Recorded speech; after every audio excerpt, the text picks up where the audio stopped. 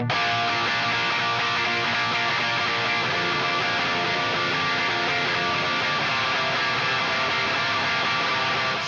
comes the nasty gram.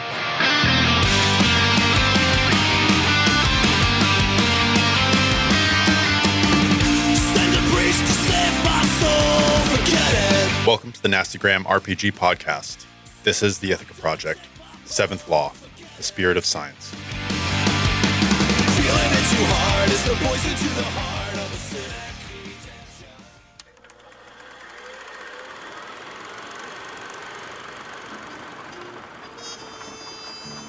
Personal log, Counselor Pearson, Audrey A., May 30th, 1940.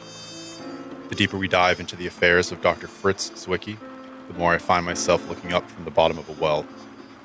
I know the answers are out there, but I feel as if my vision is narrowed, and that I do not have the strength to climb to freedom, to clarity. I shot a man the other day. I've never shot another human before, and I don't know if this is how I'm supposed to feel. Perhaps if I had seen the body, my mind could have processed the truth. The truth. The truth is that Europe is on fire, and while the embers of that fire threaten to ignite on U.S. soil, Taft's isolationist ideals resonate in the hearts and minds of millions of Americans. The defeat at Dunkirk quenched nearly all hope of victory, even survival, for our European allies. The rest of the team is hard at work. 4 of us have not sat down together in some days. I've seen Slater in his fleeting moments at the Motor Lodge. Between the libraries and churches, he has only been sleeping here.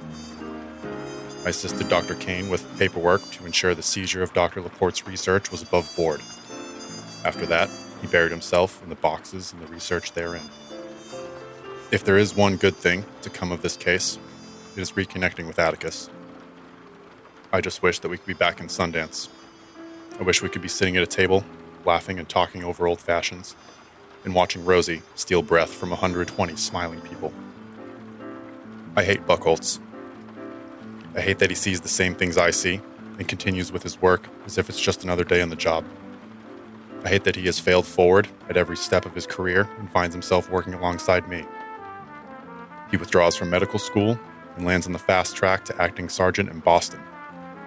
Insubordination to sergeant in charge of the most important case in 50 years that nobody will ever hear about. I told him what I thought of him, though the flaws I see in him are the flaws I see on the mirrored walls that slowly close around me.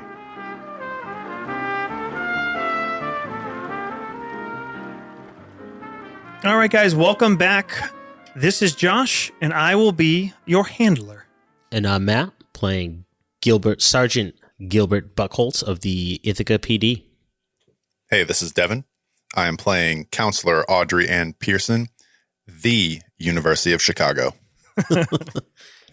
This is Jake, and I'll be playing Agent Alan J. Slater of the FBI.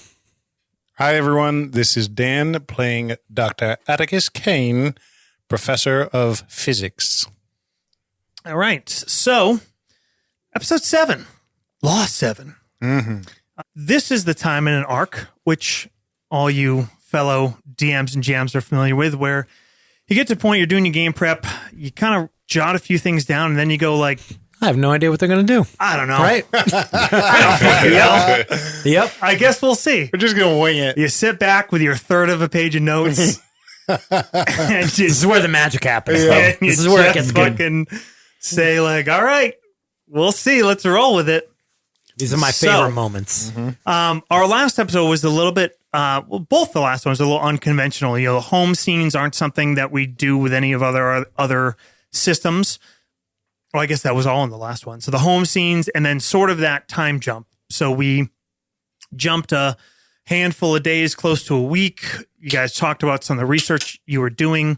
We resolved some of the roles. We had a couple look-ins as part of that process.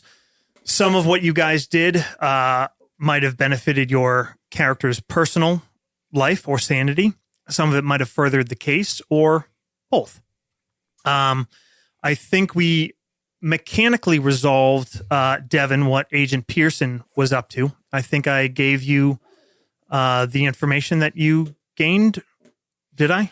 Yeah, the stuff regarding the personal documents of Dr. Zwicky. Yes. Found that pretty much it's all mundane except for an empty envelope addressed to Northeast Power and Light from an Indian Cove hydro dam, but the contents were missing. Yes. And more than that, when you went to the town of Cortland, Yes. in the P.O. box, you did some digging, you had a warrant, you had a really nice chat on the way up with Sergeant Buckholz. Constructive. Really constructive. A great plan to have that on the way there. And what you developed from, because I did do a mechanical roll, and you were able to gather some information, and what you were able to put together from that, from some invoices and some of your paperwork digging when you got back, is essentially that Ralph Bayer is Dr. Zvicky's alias, as you have good reason to believe he is. He has been using this P.O. box and this false corporation or company, Northeast Power and Light, to make a number of purchases well beyond personal means, equipment beyond a personal scale. This might come up in gameplay. You can decide if you want to kind of already done this, or we can do this in play, because Dr. Kane is the one that's going to be able to shed some light on the scale of what that equipment will be. And you'll be able to dig into that and also determine that these funds are being channeled from grants, from university department, things that will probably have been caught up on with enough time, that just the books have not been reconciled enough to catch up on this at this point. So Zwicky has been channeling some serious funds. Jake, with your scene, you spent some time in the books, right? And you were trying to put the pieces together as far as Trying to get into his mind. You spent some time at church, didn't you? Went to all the churches. Not discriminating. All the churches. I did roll a success for you as well. Ooh. The best that you can find is that the majority of these sources that the theology professor pointed you towards ultimately related to what you would describe as quote unquote supernatural or miraculous events. Demonic possession, saints, miracles, mass hysteria, disappearances, things of this nature. Getting into his mind is a little bit harder with just the sources. Mm-hmm. I got some thoughts. But we'll see where we go with it. I think Kane and Buckholz, we kind of already addressed your stuff enough. So I did we wrapped the last episode talking about you guys coming back together.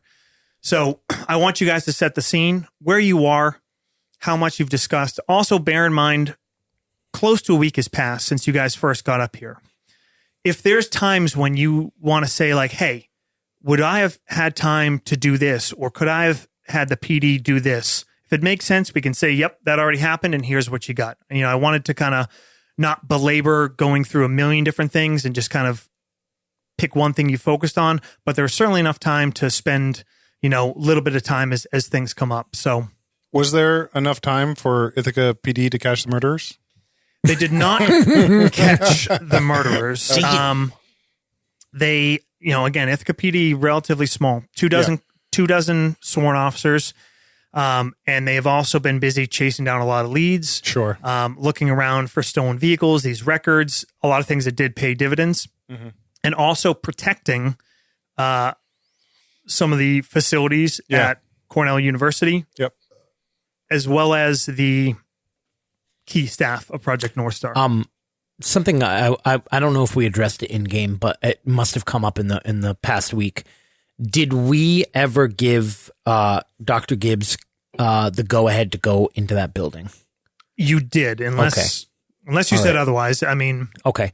And I guess the follow up to that would be, I'm sure we have asked him what is missing. So I can answer that question very specifically. In the episode I just covered, we let him in. He went through everything And Oh, did that happen in game? Yep. It's been a while. it happened. Well, that episode happened a while back. So that did happen in game. Okay. All right. Kind of just like a summary that he did it. And it's been a week, but school is still not in session. School is not in session. They're on summer break. Summer break. Okay. There will be some graduate students, doctoral students that are going to return and be doing some work. Some of them may be filtering in. You guys, I'm assuming, probably have maybe put some guidance, and Dr. Gibbs himself and the rest of the team might want some limitations on involvement in Landry and Roshan Hall until things are really secured. Assume that everything's been cleaned up. Dr. Laporte's body, obviously, Buckholtz did the autopsy. We'll assume that, the funeral happened. Kane, you were there. Obviously you know his wife. Some of that stuff happened off screen. The 3 members of Project North Star that are present, accounted for, and alive are mostly around the university. Sure. Keeping pretty close tabs on them, their families. I'm going to say, just because, we can't do everything off screen, you guys have met them all, but you haven't had any major lengthy engagements besides Gibbs. So the other 2 are Dr. Bett and Dr. Kassler. Dr. Bacher is away. It will be returning in a week. And Dr. Laporte is dead. Dr. Zwicky is missing. Okay, cool. All right. So we're all meeting up and kind of going over, sharing all of our information. That's what we're going to pick up, with all of his meeting. Yep. And you set the scene. And again, Cool. you don't have to go over every detail, but as much as it's helpful for you guys to kind of rehash some of the things, go ahead and do it. I'm sure it'll help the audience and the handler. Any suggestions on where we're meeting? Is there a diner near the motel? Or no? There Sure, should they be. probably have. It's a college town. I think Matt mentioned one. Yeah, he did. I can't remember what it was named. Oh, yeah. I think you wrote it down, though, Josh. Could I do a bit of housekeeping real quick, Josh? Yeah. Oh, and I will also add, we off screen as part of your home scene. Whenever you guys fail to roll, you put a check mark next to it. And that is basically how you quote unquote level up in this game. So the players all, for every skill they failed during that home scene, they rolled the D4 and added some skill points, 1 to 4 in each of those skills. So a little bit of advancement. I took a class of sorcerer as well. Nice. Yeah, I failed a sanity roll. Do I get a D4 in that as well? You do not. Okay. And if I'm consulting my notes, you look a little shaky over It's there. not good. But she is lucid enough to do her due diligence. Does the FBI have legal ground to request and or seize documents pertaining to transactions made between Indian Cove Hydrodam and Northeast Power and Light? In a case of fraud, we were investigating fraud. I would say in this situation, you would have that. The paperwork has, if we do have legal standing, the paperwork is already being sent to the Bureau to take action. Okay. With Agent Pearson heading. Okay, that kind of just happened. So we'll say that's just in the works because that's stuff that you picked up In Cortland. towards the end. Yeah. Yep. You had the letterhead, but that was it. Okay. So that will be in play. I guess this would be at the end too, but I think Buck's gonna be, running that name Ralph Baer down through recent property purchases, that kind of stuff. He's, the rental of these trucks, the movement of this equipment, it's all pointing to there's got to be a big space, and this is kind of the only name that he can get. And now that it's attached to this, Hydro Northeast Power and Light. Yeah, Northeast Power and Light. Like he wants to start putting these names together and trying to, within like a 50-mile radius or something like that of Ithaca. Okay. And Matt, we will say your Buckholtz knows, whether you guys bring it up in character or you talked about it previously. Indian Cove Hydro Dam is a active hydro dam in Ashland on Owasco Lake, which is about 20 miles to the north of Ithaca. So I think that if Atticus Kane suggests meeting at the diner, I think Slater probably says it's not a good idea to be discussing what we're discussing in public, and suggests that we meet at Dr. Zawicki's house, because I'd like to take another look anyway. Okay. Do you think Ithaca PD is pretty stretched? Matt, would you have stretched your resources further to maintain a continuous watch on Zawicki's house? Did we leave all of the stuff in that basement? I think we did. Because Then We yes. did. Audrey We went and closed closed it up.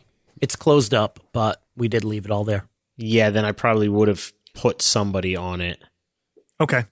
I'm going to kind of keep that in play when you talk about the use of police resources. I kind of have a invisible mental scale of how stretched they are, and that's adding another pip. What? Yeah, guiding. Nice Star Wars D6 reference. GM speak of just saying like, cool, I can make it harder for you now. +1 forward to the GM. Yeah, I'll pull off. I'll pull security from all the college campus buildings. You probably don't need it on that Landry Hall anymore, though, because at this point it's cleaned up, and I'm sure that they're using it again. So there's probably not anyone on Landry Hall, but we do have people on all of the surviving members of Project North Star. Yeah. Right. As much as you're able to. Some of it's a cycle. So maybe we're on that back porch of Zawicki's house, watching the sunset over the mountains.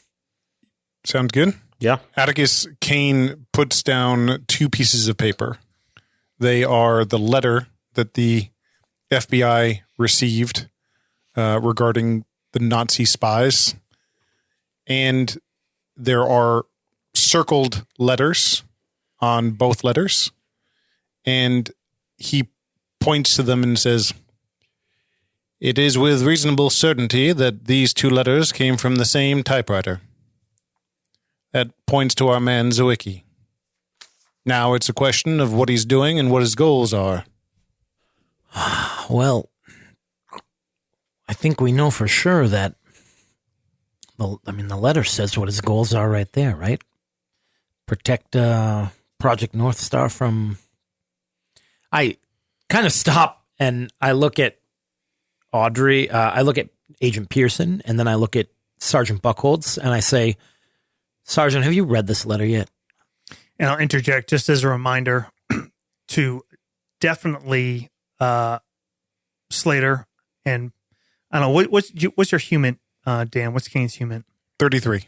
63. Okay. You Kane detects some tension. Slater, you pick up more. Something went awry on that trip up there. There is a distinct frostiness between Buckholz and Pearson. Buck probably made a pass at Pearson and barking up the wrong tree. I think there's physical distance as well, where Buck They're like on opposite ends of the porch. Yeah, where Buck may be sitting around. Maybe there's a table on the porch. Audrey is she has her back to the railing, and she's just smoking a cigarette, and her eyes just constantly get cast down to her left where that body lay. She's compulsively looking back at it. She looks at Slater as seems to be addressing her, but just can't help but. I pass that letter to Sergeant Buckholz, and I say, if we're to believe what he's written in the letter, then his motivation is to protect Project North Star from Nazi spies. But who has he enlisted for help then? There are 2 men. That's the big question. Who is the second man, right? He's got an accomplice. We have no clue who that is. Audrey looks at Buck.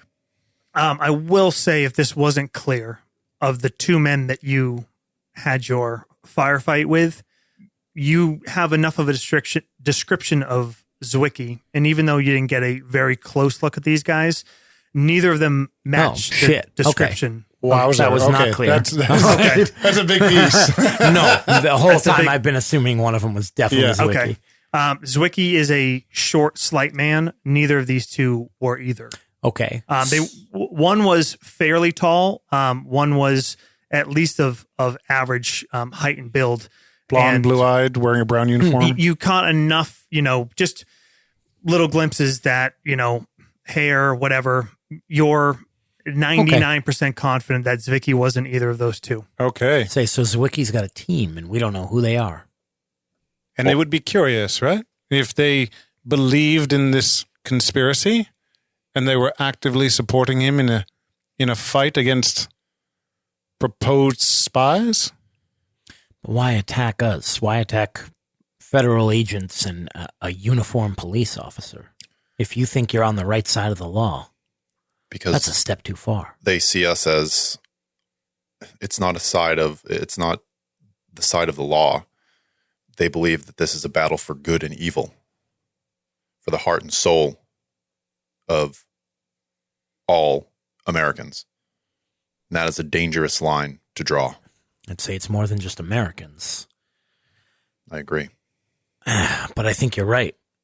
I think you're right, Agent Pearson. I think that they, at least Zwicky, has become some sort of fanatic. What's perhaps more concerning is what he's doing with his science. Whatever was shot here on this porch, he casts his hand down and points at that spot, suffered from unnatural causes. The blood that was left behind, it had unusual properties. Ones that I can only imagine that Zwicky has somehow influenced himself. Zwicky's been dealing with some heavy equipment. We received from his P.O. box, we recovered information that leads us to believe that he was using a company called Northeast Power and Light, funneling money from grants, the university, to fund his little project. I use little facetiously.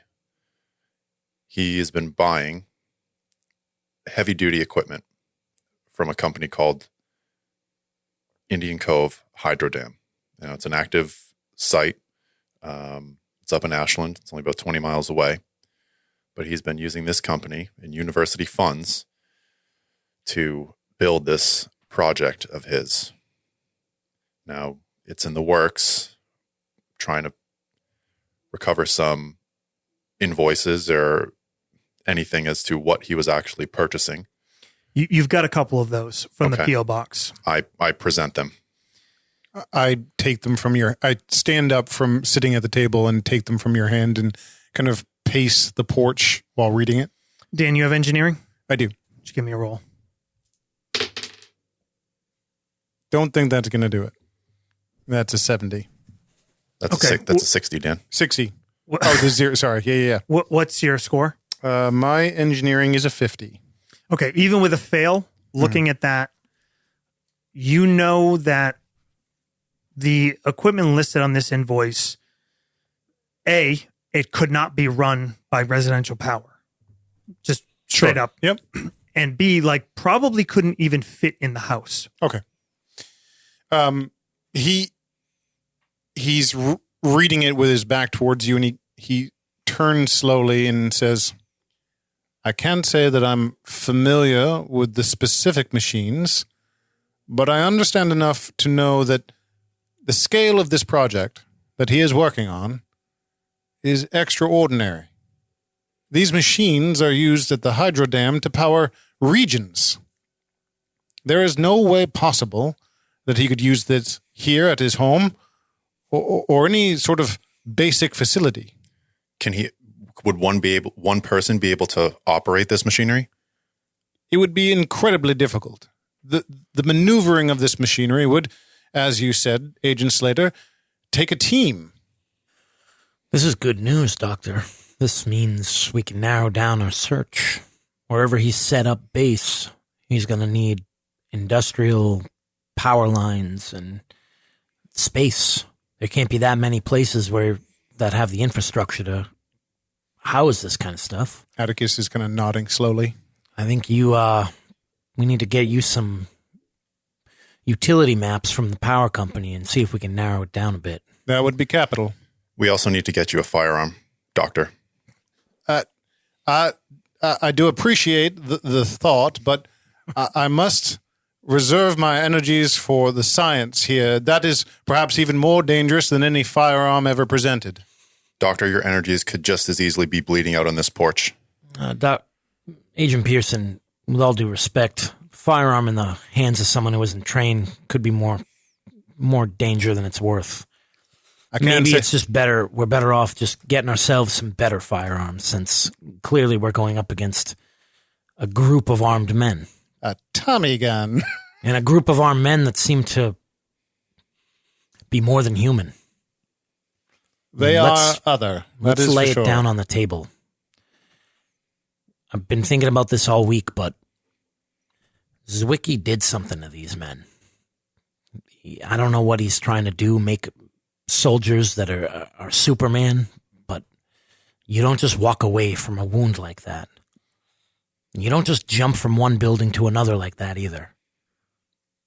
Audrey's eyes are locked on the spot on the porch. He did something to those men. And what's more, I don't think the science can explain it. Atticus's eyes widen a little and he says, well, maybe it can't explain it right now. And maybe there is a man that can. Zwicky, if he is in fact using this science to do these things, he has a method. Oh, I can tell you one thing for sure, and that's that Zwicky cannot explain it. That's the whole point of that room down here. That's the whole point of the time he spent at that library, speaking to theologists. He did something, and it's beyond his own ability to understand. And so he's turned to God.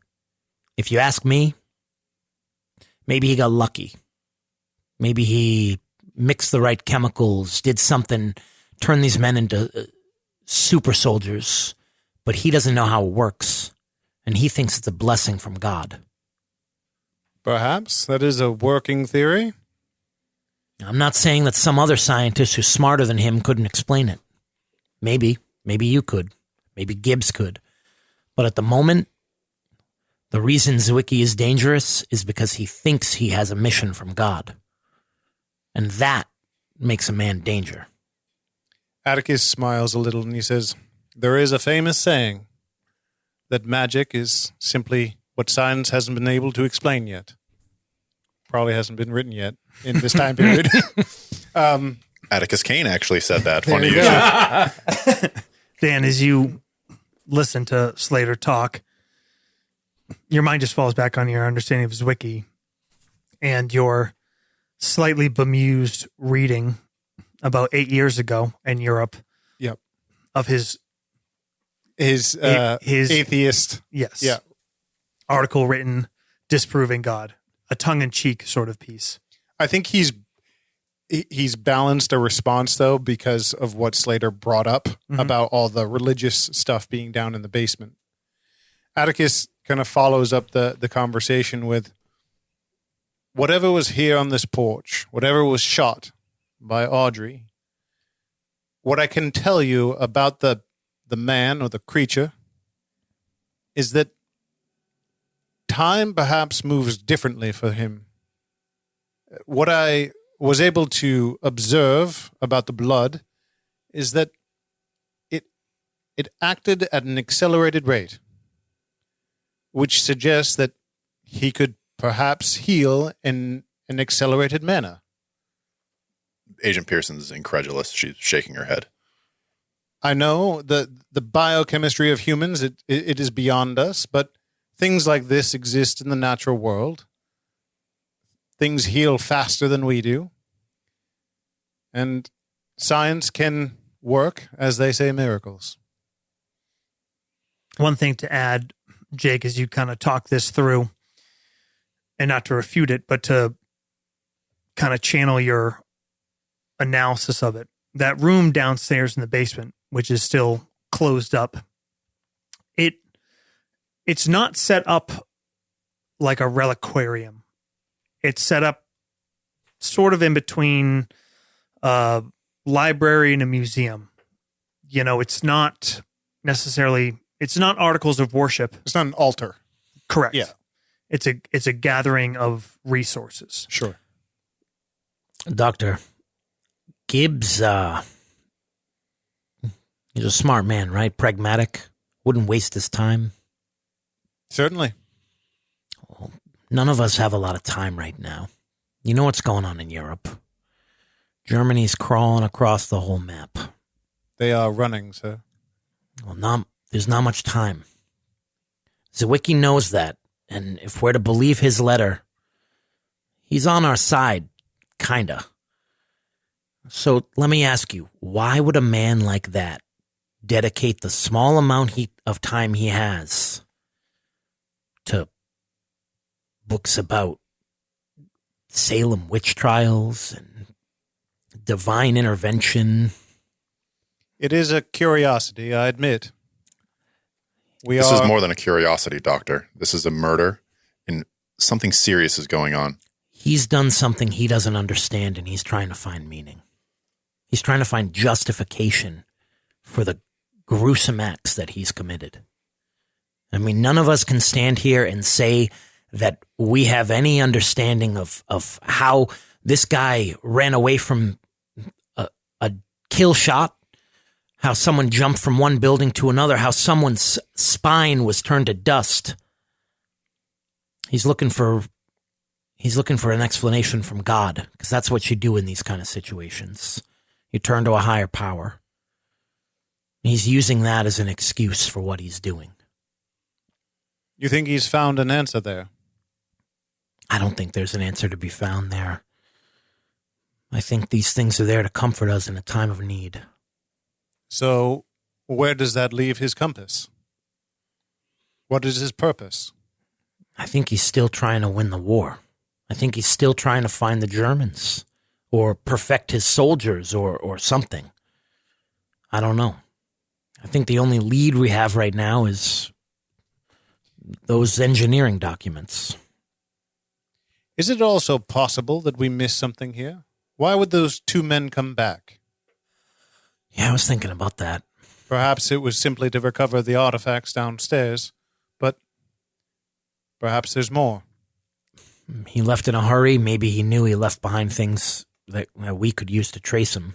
I mean, that letter from the power company. Sergeant, do you think we could lean on the utility company in order to give us some maps? I'll just ask. Let me know what you need.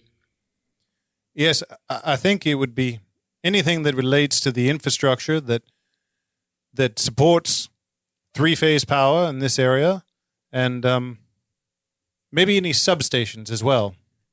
No problem. Much appreciated. I'll get right on it. We should also look into any local electricians that might have done big jobs rerouting power.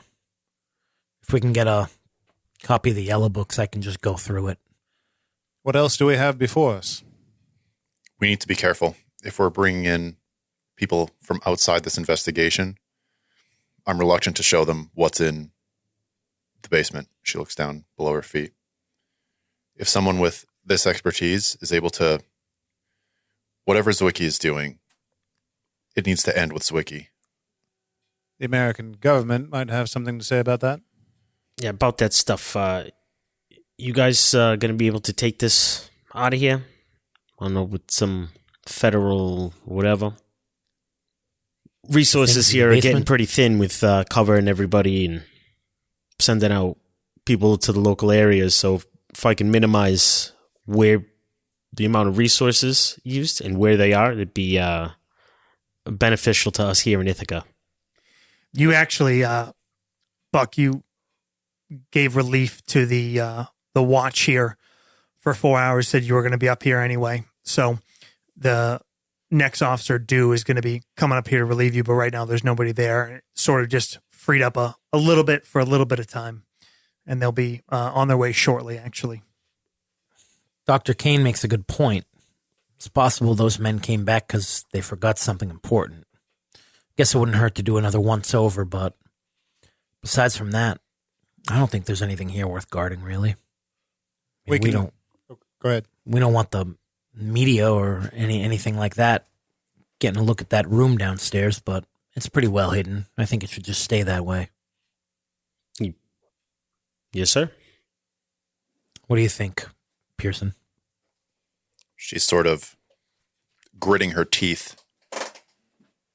You can tell she's deep in thought, considering things that a trained agent. She begins to speak, but stops herself and shrugs. We'll give the house a once over, then we'll just leave it as it is. Okay, you guys do a sweep through. Give me a search roll. 69. That's a critical. That's an extra critical success. Nice. You got to say 69. Giggity. Nice. Nice.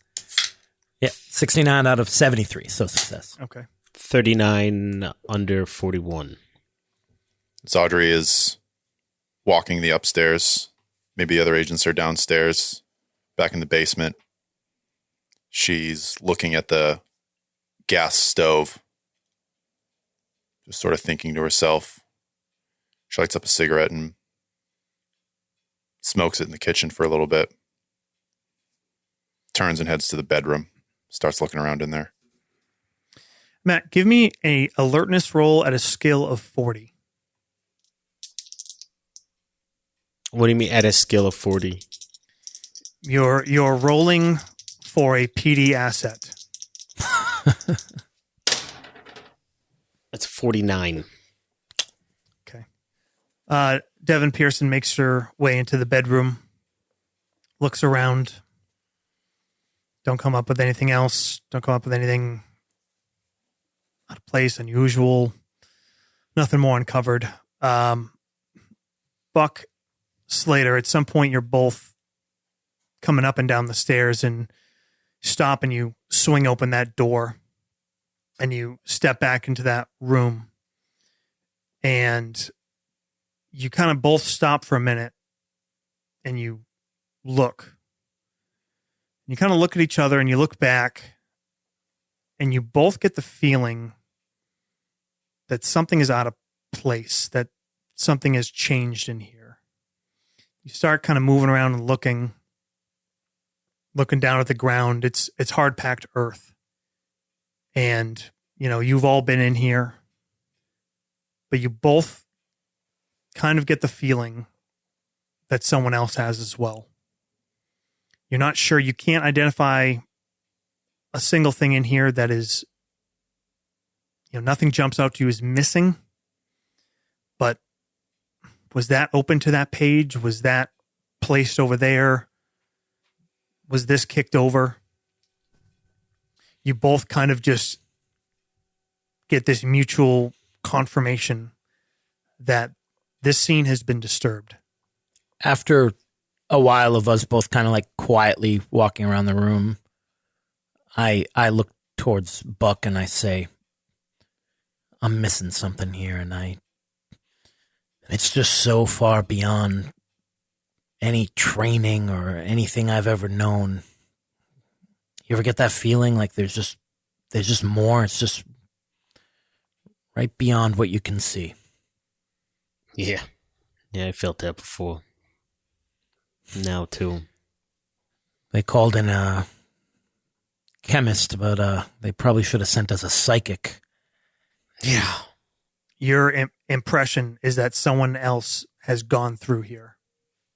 I don't know if anything's missing, but someone's been in here, right? Yeah, I look up duty roster for the last two shifts. See who's drawn out. Well, fuck, maybe the last 4 days. I mean, They nothing. definitely came back for some reason. Nothing been in any of the reports though, so I think if one of your men had found this room, they would have mentioned it. We kept it off our reports. You did the same. No one should know about this room except us and Zwicky. yeah, this is a problem. Well, If there was something they were coming for, it's gone now.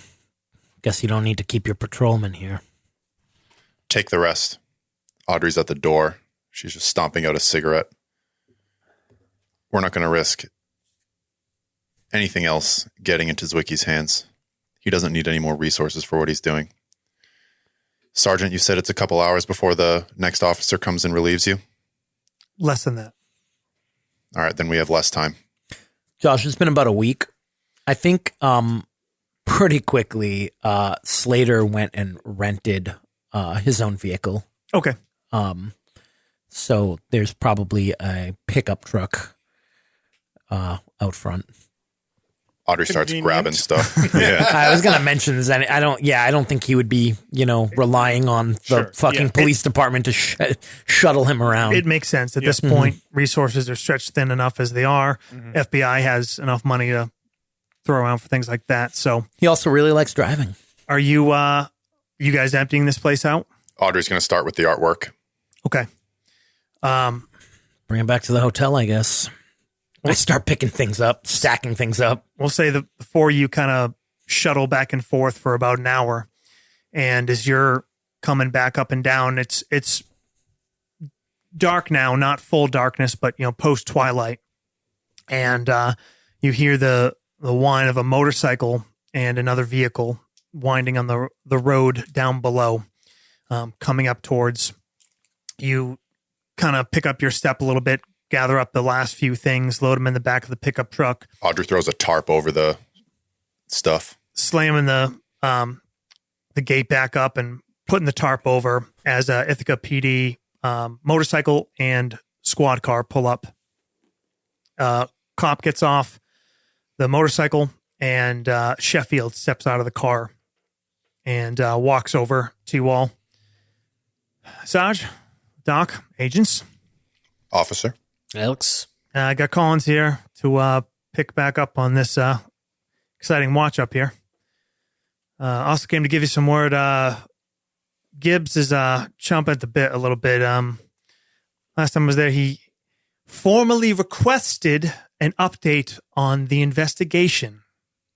I'll handle that. He kind of rolls his eyes. He said, and he explained he was happy to put it into writing if necessary. Atticus smiles a little at that comment. Yeah. Anyway, said he'd like to hear from all of you where things stand. Sarge Collins is here. He'll be here till 07. Good luck, Collins. Yeah. Boys are tired, but at least they're enjoying the overtime. Yeah, I would be too. Oh, you got to have plenty of going on that. It's not all great being up at the top, Sheffield. Let me tell you. All right. You got anything else for me? Go say hi to the wife and kids. All right. We'll do. I'm on babysitter duty tomorrow. So if you need me, let me know. Otherwise, I'm trying to spell the boys a little bit. So I'll be doing my rounds with the brain trust down there. Sounds good. Audrey hears the happy-go-lucky conversation between the police department officers and gets into Slater's truck with a scowl. Building trust. All right. So you load up, and where are you all heading? I think we'll probably head to the motel first to drop this stuff off, but then, as maybe we're about to leave Zwicky's house, it's twilight, right? So it's Yeah, post dusk. so it might be late for a drop in at the utility company. Yeah. Okay. I say we can drop this stuff off at the hotel and meet you two at the campus. Very good. I jump in the car with Buckholz. All right. Buckholz and Dr. Kane head to the campus. Audrey and Slater head to the, Green Gorge Motor Lodge? Mm-hmm.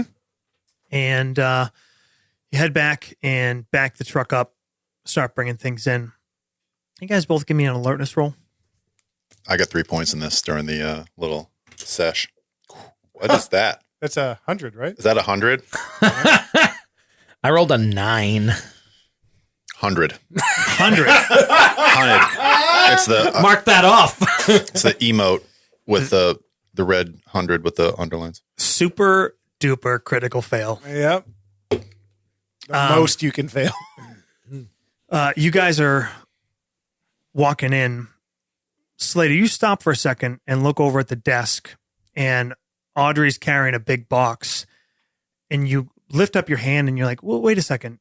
And Audrey kind of turns and just slips a little bit and kind of drops the box. It unspills and kind of knocks everything on the desk to the ground. Not a buffoon, Josh. It's critical Do failure. what you will. Do what you will, sir. It's fair. You know, a normal human. Oh, you never fucking spilled anything in your life? Yeah. Not a drop of coffee, sir. What's your dexterity? No rings. 11. I did track and field. You know, just overturns the box a little bit.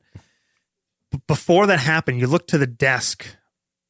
There was some notes, and you felt like when you left, you just have one of these. You have a memory, you have a mind that kind of pictures things as you leave. And for a moment, it didn't seem right. The same kind of feeling you had in the basement for a minute. But you kind of walk over, you pick everything up, and you start reorganizing stuff, put the stuff back in the box, and I don't know, everything seems to be there. I say, I'm sorry. Sorry, Agent Nope. Pearson. That was my fault. It's okay. I'm just I'm a little tired. That's all. She seems a little jumpy, to be honest, Jake. Yeah. Yeah. Well, let's get this back to the hotel. Let's Yeah. keep this box separate. Put it in the front. Sure. So that was at the hotel. Oh, that was when we Sorry. got back. So as you walk into All right. your room, All right. I just put that box aside. it's kind of a writing Yeah. table off to the side, and the stuff on the table Oh, shit. Oh, In like the room? in our room? in your room. Oh, So you're walking into the room with a Okay. couple boxes. You look over and you're like, wait a second. You kind of startle Pearson, who drops the box, Mm-hmm. and then you're putting stuff back up there. Tracking? yeah. You all right? Yeah, I'm all right. I say that as I check the bathroom, look in the shower, check the closet. Say, yeah, just a feeling. Give me a search roll, Jake. 11. 11? Great success. Okay. You check the bathroom, walk around, you check the whole place, and as you go over to the bathroom, windows lock, just a simple latch. You lift it up and it kind of lifts up quickly and easily. And you look down at the windowsill and you see a little very distinctive scuff mark. Like someone put a screwdriver under it to pop the lock. And you look up at the lock and you see it's a little loose. Agent Pearson, someone's been in our room. Or whose room is it? Mine or hers? Pearson's. Someone's been in your room. What? I have a hand on my pistol at this point, but it's not drawn, and I point to the window. They popped the lock on the bathroom, on the window. You have any notes around here or anything? I carry everything with me. But what? Why? How? How does someone know where we are? It's not that big a town. I'm sure it's pretty easy to find out where the two feds are staying. Yeah, but how many rooms are in here? And we can ask at the front, see if anyone's been asking about where we're staying. But I haven't been hiding where I am. Anyone could be watching us. See which room we go into. The only person I told where we were staying was Oscar Bailey. Well, I'm sure everyone on the police force knows where we're staying. The person at the front desk knows. He's mentioned to his family that there's two feds staying at his hotel. This isn't that top secret. Anyone could have figured out where we are. I hate this. You're sure you didn't have anything sitting around here that might have been informative? Audrey checks. She has a suitcase, some suits. She has her tube radio.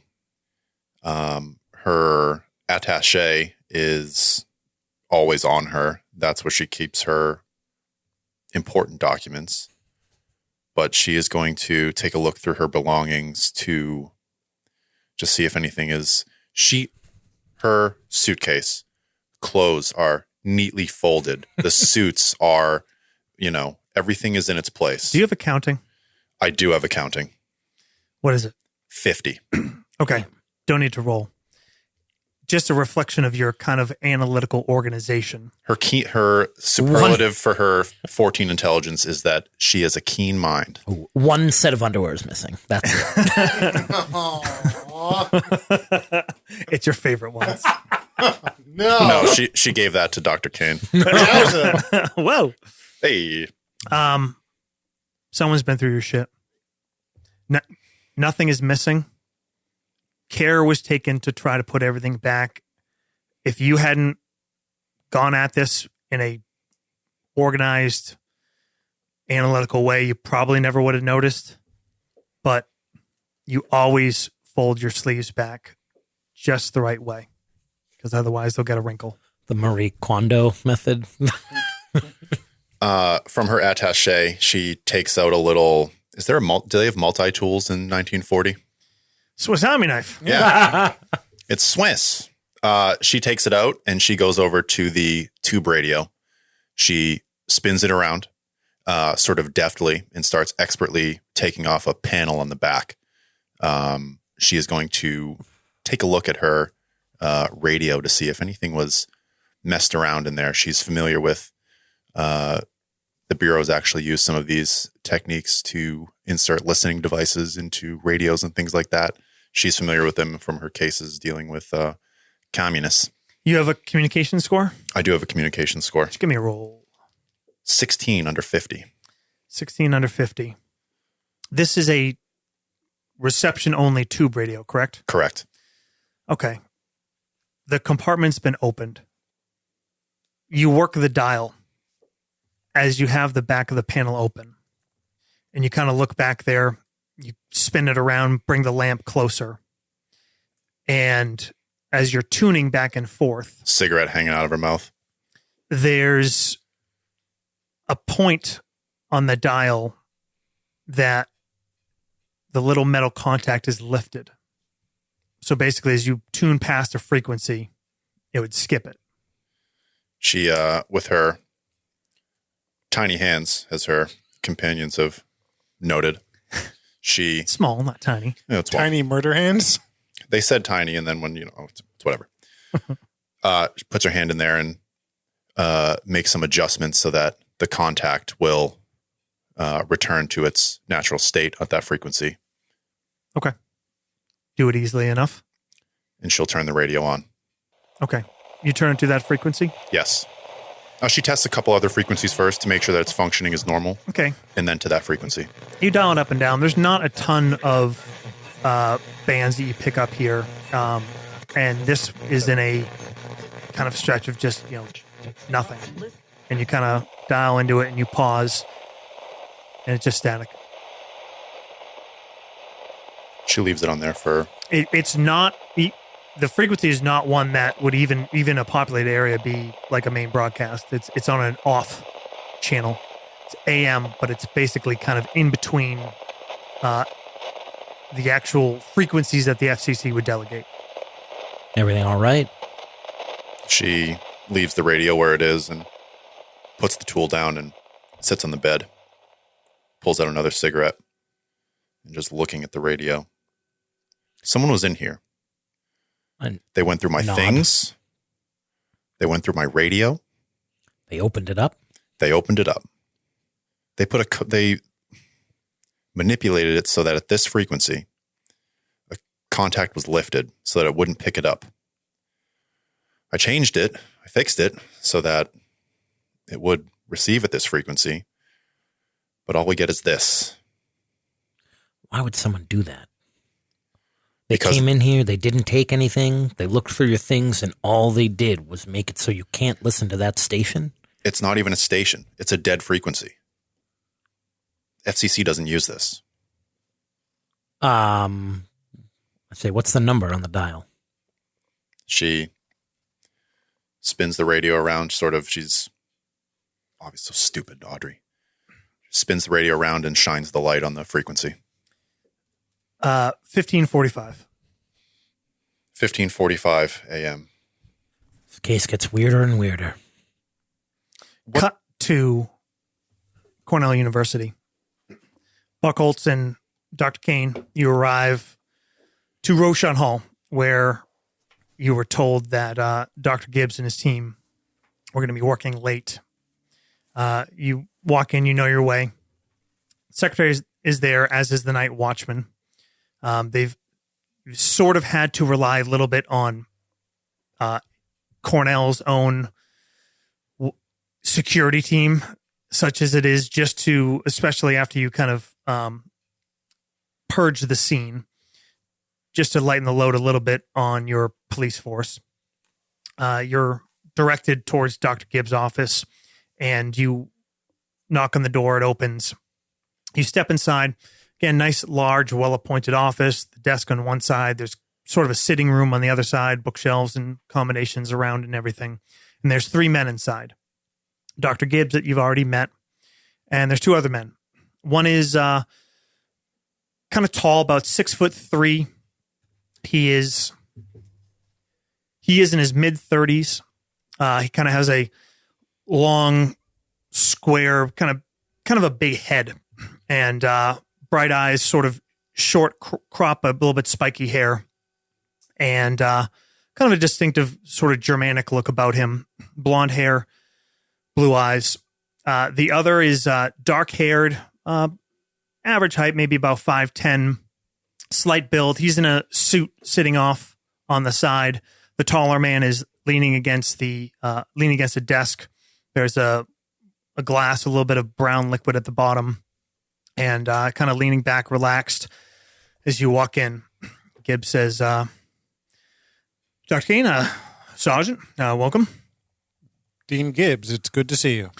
It's good to see you, too. I was hoping to see you a bit sooner, but I understand you must be busy. Allow me to introduce, or perhaps you know them, Dr. Bett and Dr. Kastler. Dan, we talked about this. I believe you have met Dr. Bett before, but not Dr. Kastler. Is that correct? Yes. Okay. Dr. Bett, it is a pleasure to see you again. I'm sorry it's under such strained circumstances. He strides forward, big frame, and reaches out a hand and kind of gives you a smile. And he says, yeah, it's not exactly the conditions I would hope to see you at a symposium and maybe get grilled by your questions again, yeah? Certainly. And Dr. Kastler, it is a pleasure to meet you. Yes, it is nice to meet you. I've read some of your work, and I've heard nothing but good things about you. Likewise. I'm sure you've been brought up to speed on what's going on here at Ithaca.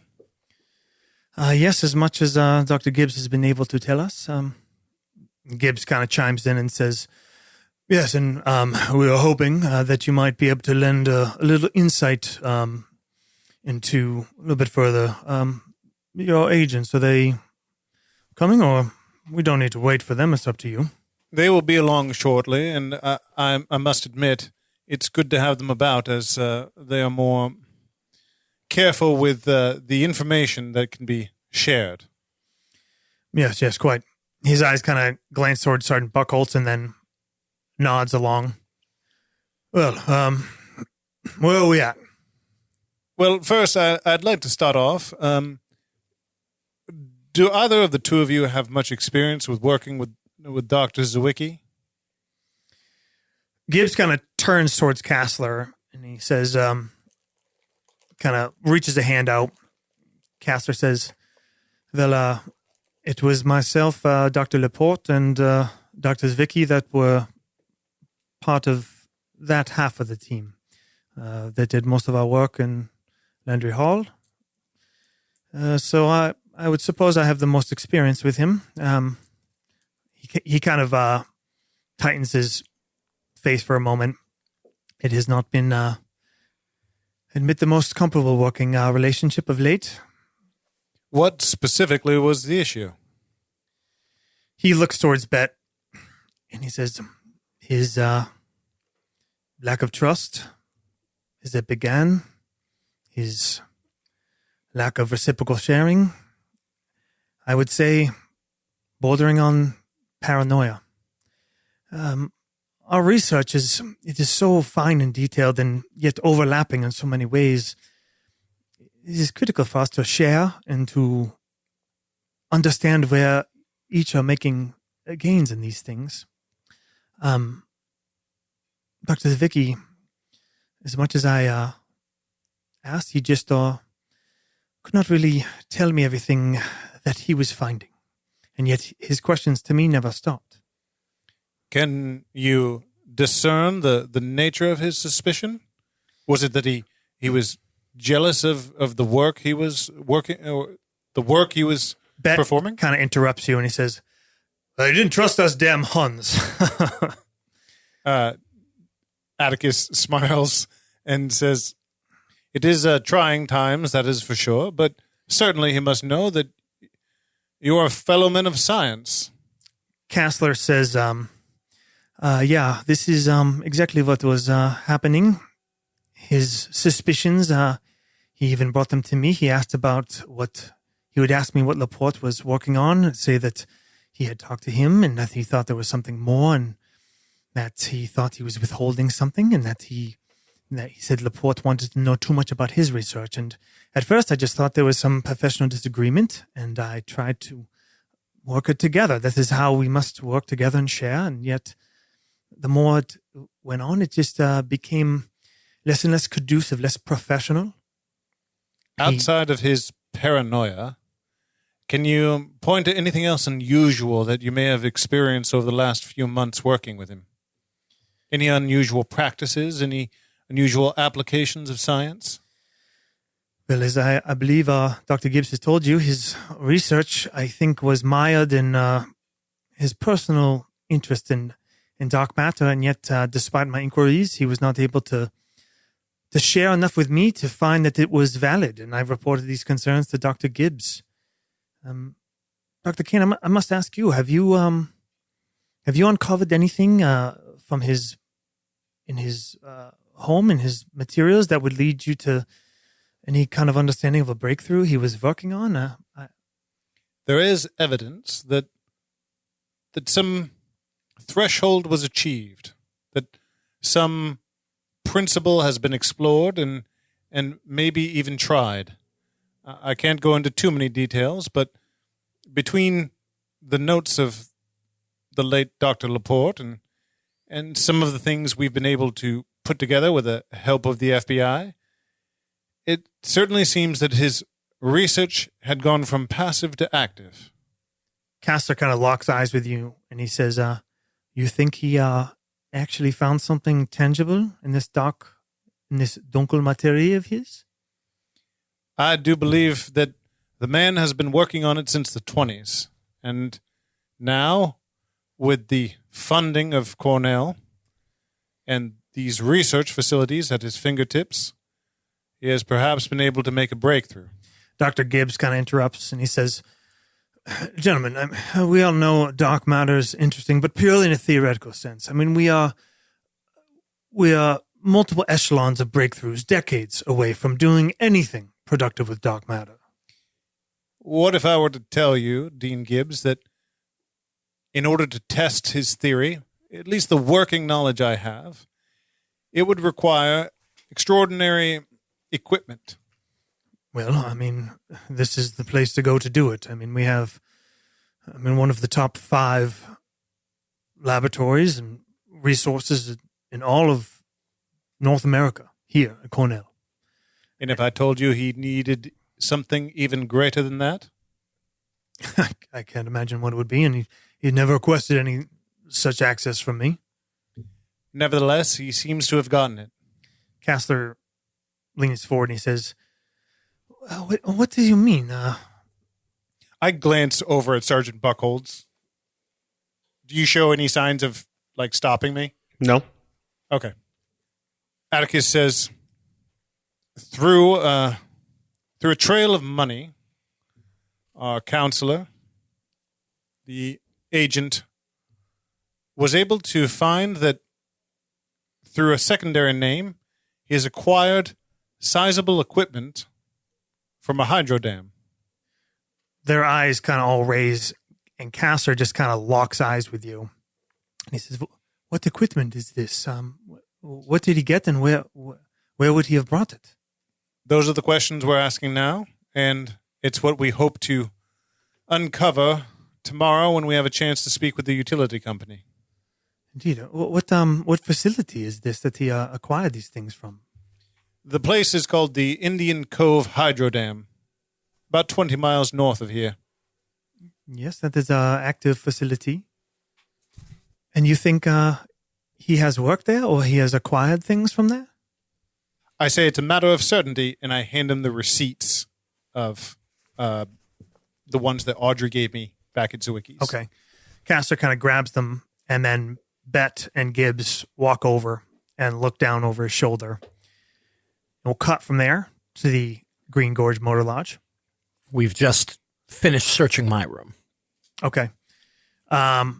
You do not find any signs of disturbance in your Okay. room. I think it's just your room. We should get going, though. Okay. I just want to stop at the front desk before we go. All right. Audrey, as Agent Slater heads out to the car to start it up, she turns to the attendant, whoever is at the desk at the motor lodge. This guy's sitting feet up. He's got a cigarette burning in an ashtray. There's a radio program playing, The Shadow. Okay. Audrey will stand and listen for a couple moments. She's probably familiar with the show. She'll light up a cigarette as well and sort of listen along until there's a break in the action. He's kind of focused in on it, and he leans over to grab the cigarette and take a drag and kind of catches you out of the corner of his eye. She smiles at him. Oh, Agent, how are you? Well, how are you? Fine. Sorry. I love the show. I do too. I find myself distracted as well sometimes. Yeah. I was wondering if I could bother you to, could I check the logbook from today? Yeah, sure. I guess this is official business. He pulls the logbook up, gets it out, says, yeah, your friend find you? And she instantly just starts scanning, and she's like, just absently, yeah. Wait, did he leave a message? No, he just, he gave me a description, and he kind of looks around, and he kind of blushes a little. He said he met you at the club last night. Wondered if you might be staying here. I said, I can't talk about guest business and whatnot. So, is what it is. But I think he had eyes for you. Official business, sir. She takes the book and takes a couple steps away from the desk. He didn't sign in or anything. Oh, do you know what time it came around? Yeah, maybe 5 o'clock. Okay. I didn't know if I know you guys are trained. Didn't know if maybe said the wrong thing. Seemed that he was nursing a couple couple injuries. Well, we're all still human, aren't we? None of my business. She looks at the logbook anyways. She just has a hunch. 3:45 p.m. Anything? Oh, interesting. But you look down and you don't see anything there. Okay. Well, Give me a what do I call this? I'll just tell you from looking at the logbook. So the Green Gorge Motor Lodge, not a giant facility. yeah. There's about there's 12 rooms here. And in the last 48 hours, there has been 2 rooms signed in and 1 signed out, a third room. Thank you. If he comes back, could you just, I'm going to be down at the PD just doing some paperwork. Could you give a call down to the PD if he comes back? Sure, we'll do. Thank you. He leans back over and turns the radio up, lights another cigarette. You get out to the pickup truck, and Slater's sitting there with the radio on, turned up pretty loud. There's just static. It's on 15:45 a.m. Audrey comes in and slams the door shut. Any luck? No. He came asking for me. Who's he? One of those, one of the men that we engaged with, I'm guessing the one that got away in the vehicle. The man up front says someone nursing an injury came, gave my description, said that we met at the club, and he was trying to find me. What the fuck, Al? Well, that answers the how. Start the truck and start driving.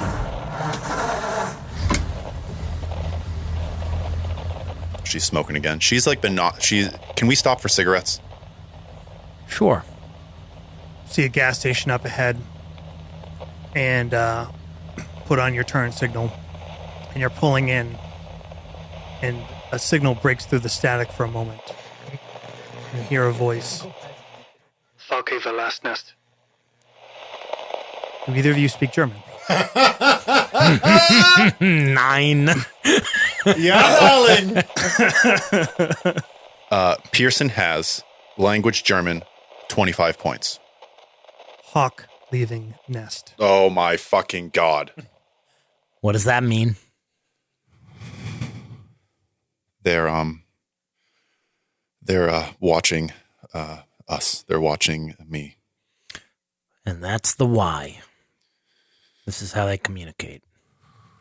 Get your cigarettes and act normal. She checks the load on her gun before she walks in. Act normal, Audrey. Okay. She gets out of the car, straightens her suit jacket. walks- I wait in the car and I just kind of like just casually looking around Okay. for Germans with radios. I was waiting for the bad translation. Seagull leaving the house. There's one on a hill with the binoculars. Like that. Yeah. Dad, we're well out of range. Cut Oh my back God. to Roshan Hall, Dr. Gibbs' office. Josh, I did send you a nastygram. Ooh, I love it. Cut to Buck putting the radio down in his cruiser.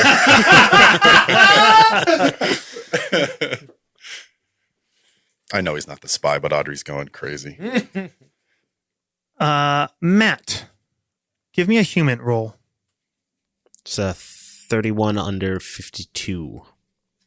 Okay, I'm going to send you a little quick nastygram back. Tasty. Trademark. I sent a nastygram to Dan. That feels good when you send a nastygram. It's good. Right? Do you guys like getting nastygrams or giving nastygrams? Both. Both? Yeah, both. There is satisfaction in the reciprocation, you know? Yep. Sent. It's important to both give and receive It is. Instagrams. Yeah, it's Especially important. for a Facts. long-term podcast. Committed yeah. Yeah. podcast. All right. Buck is kind of back from the group. Bunch of scientists talking science shit. It's part of an investigation, so it's relevant. He's there, but he's not kind of locked in. The four of you, Dan, Atticus Kane, and these three doctors of Project North Star are kind of just gathered around this and start talking and just kind of bouncing ideas off. And Bet, recognizes specifically a couple pieces of equipment and talks about the power load that they Sure. would require. Yep. Gibbs points one thing out and says, he's like, we have something like this here. And this is, you'd have to, it's industrial in nature. You would have to, to make it useful for research purposes would take work, but the scale of it is really beyond what we would use in the laboratory. It's applicable to spectrometry, but again, when you're studying spectrometry, you don't need that scale of power of the frequencies. Working with the fine details for 99% of your experiments, especially until you're proving anything, is more than adequate. I mean, the only thing I can think is putting something into application. He's looking for something we've never seen before.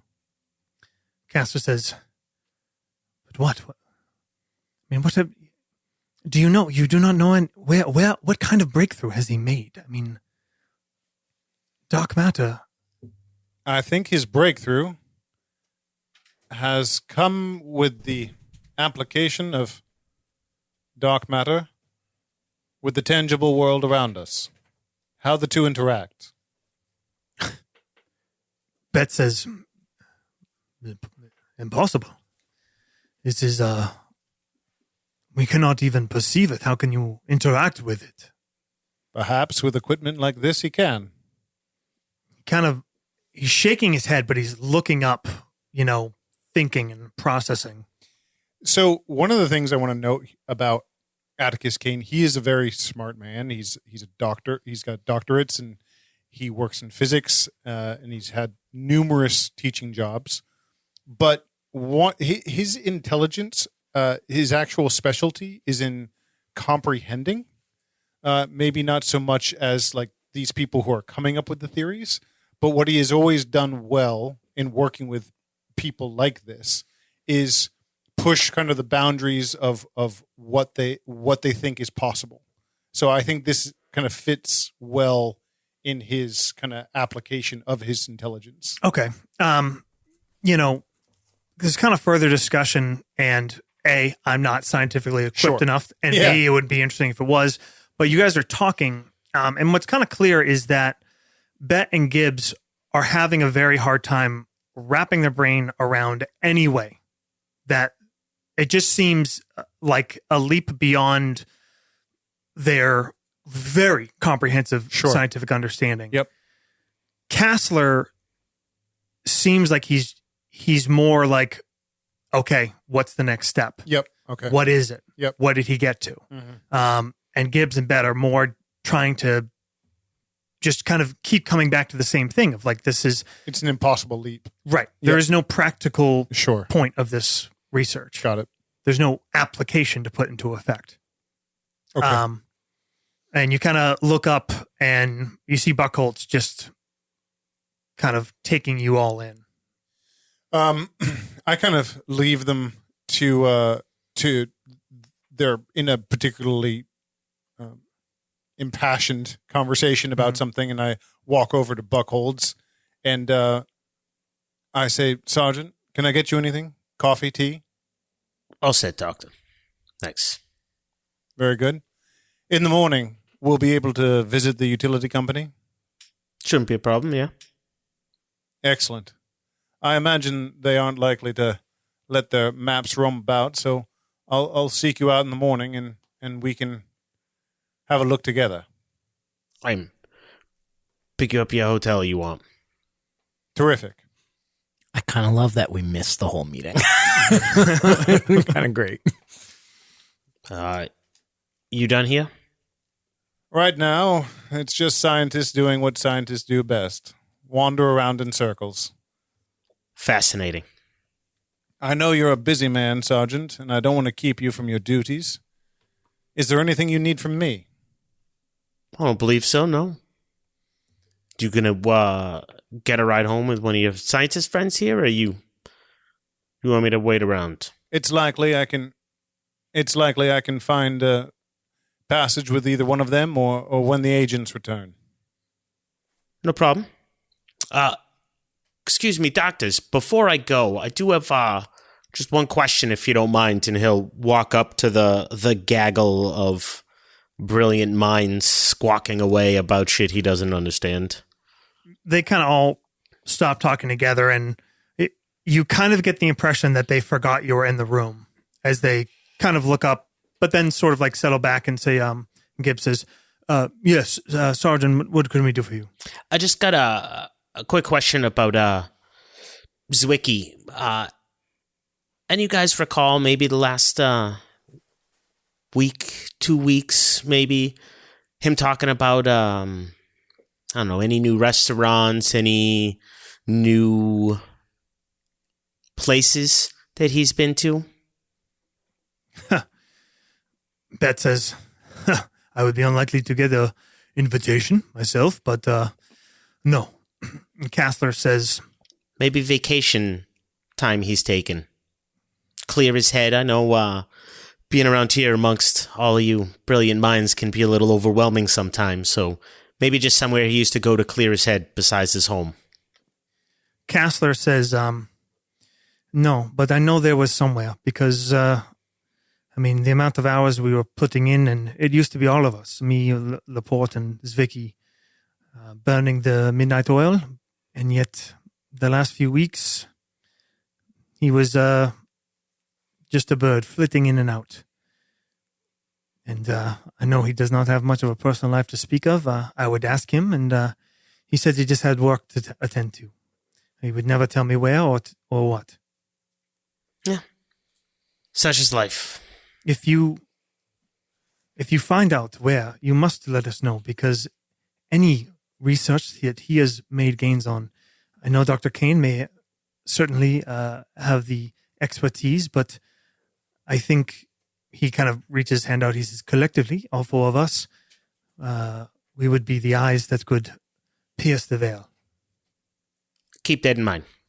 Thank you very, very much for your time, doctors. I'll let you get back to the meeting of the minds. Cut back to a little gas station. Audrey, your hands are shaking ever so slightly as you kind of will them to stop. You slide a dollar bill across, grab your pack of cigarettes. You turn and walk out. You see Slater leaning up against the car with sort of a practiced nonchalance. And you walk over. There's no way you're that calm, Al. You heard that as well as I did, even if you don't speak the language. I did. But they're watching us, so you gotta play the part. From where? I shrug. I haven't spotted them. Where are we going? Well, hopefully we've missed that meeting, but we might as well head to the college and, pretend to do our due diligence. She nods. Keep attuned to that station. Before we go anywhere, we gotta talk, though. But what? What's got you so rattled? I mean, don't get me wrong. None of this is normal. There's plenty to be rattled about. And I shot a man dead. You did. And then he was gone. Slater nods. They came to my room. They went through my things. They're watching me. They know where I am, where I'm going. What's to say this already hasn't slipped through our fingers? This whole thing is... She takes out a pack of cigarettes so she doesn't say anything more. This whole thing's out of control. You're not used to that, right? You're used to being in control, having everything folded up nice and neat. I'm used to things making sense. Why is this scientist looking to acts of God to explain what he's doing? Why are there men hunting us, trying to shoot us down in on a porch in the middle of fucking nowhere? Why is Buck... A lot of things got me on edge. What Al, happened with you and Buckholz? I told him what I thought of him. I think he treats this thing like it's another day on the job. And I get it. We can't tell him everything. But from the beginning, this was just the first murder in 8 years. We're hanging out, shooting the shit with Sheffield, taking a drink with Buckley as he sits with a shotgun 3 feet away from him. That's a coping mechanism. Saw a lot of guys like that in the war. They'd see their buddy's head get blown off next to him in a trench, and then they'd go and have a drink and play cards and act like nothing happened. But they don't drink when they're in the trench. No, but a lot of those guys got home and they were never the same. I'm not saying it's right, but we all deal with stress differently. When it comes down to it, though, when the shit gets real, You want a guy like Buchholz with you, someone who's going to stay cool under pressure, someone who's going to see things. Why do you think he's here? You tell me. You looked into this case in Boston more than I did. Something happened. Insubordination. He was an acting sergeant.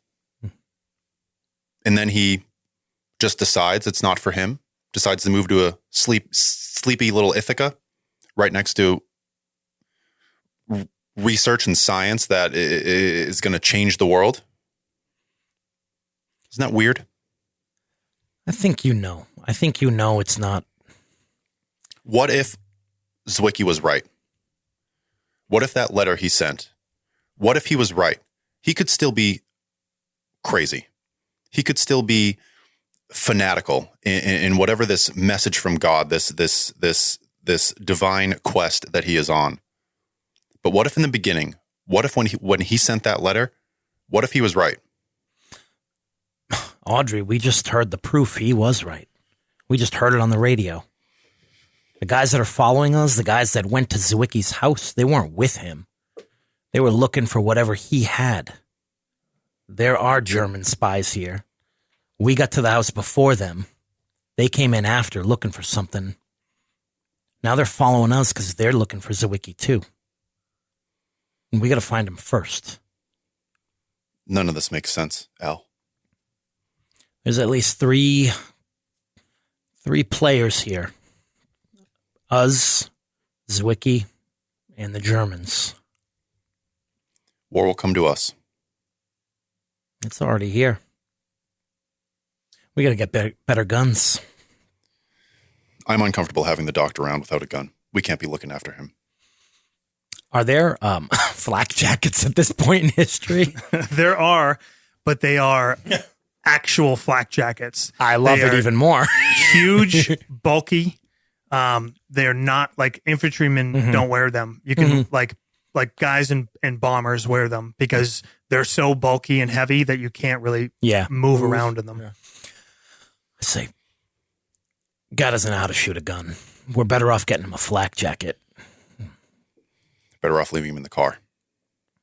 That too.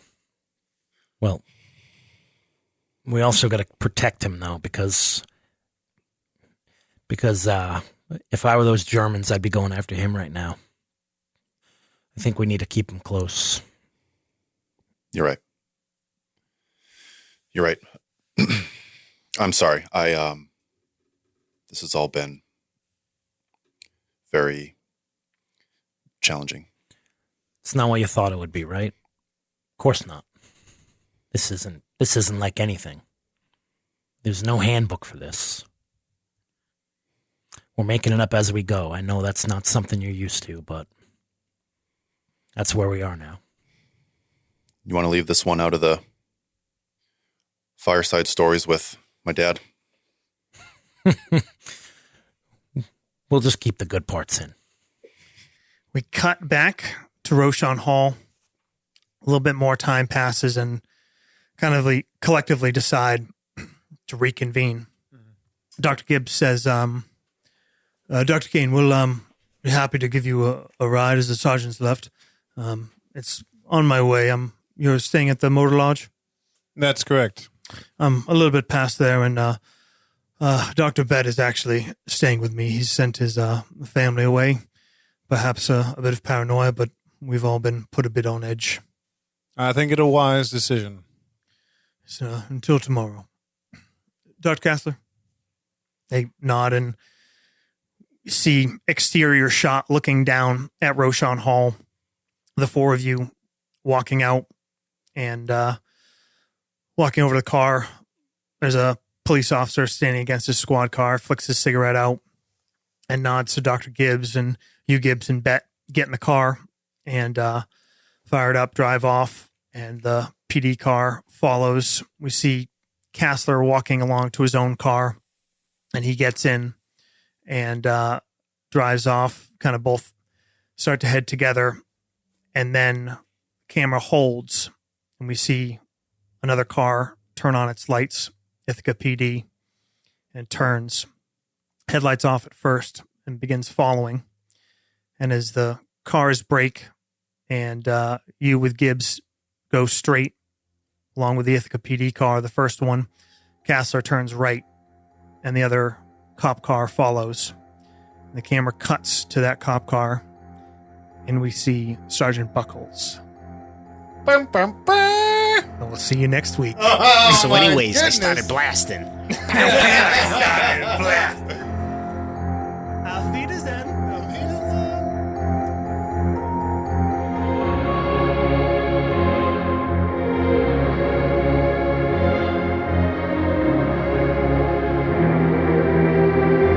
Thank you for listening to the Nastygram RPG podcast. This has been the Ithaca Project. Our intro music is Walkin' with Michael Douglas by Wilhelm Scream. Outro music, Dark Ritual by Adrian von Ziegler. All scores by Adrian von Ziegler and Antti Martikainen. If you enjoy the show, please take the time to give us a rating, tell a friend, and find us and interact with us on the webs. We are on Instagram, Twitter, Facebook, email, Reddit, all that shit. And of course, see you next Tuesday.